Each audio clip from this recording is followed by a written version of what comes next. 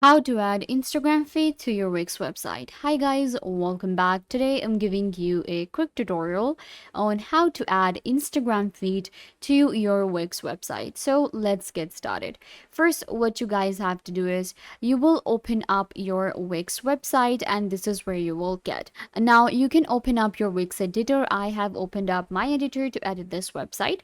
Now I want to add a Instagram feed. So for that, what you need to do is simply go to add elements and you can actually check if you go to socials right here, then it will allow you to add your Instagram button right here, a social bar. And then you can add the link to your Instagram. So that's the first way we do it. It's very easy. You can just select that you want to go for Instagram and then click on this social bar and add your link. This way, you will be able to add this icon and people will click on it and land on your Instagram. But if you want to embed your total feed to your Wix, then we have two options again. First, embed code. You can just go to embed code right here and get the URL from your website, from your Instagram, and embed it right here. Your ID will be added. If not, then you can go to the add app option on Wix and it will open up the Wix app market for you. Here, I'm going to search for Instagram and you can see we have Instagram feed, Instagram Pro and others.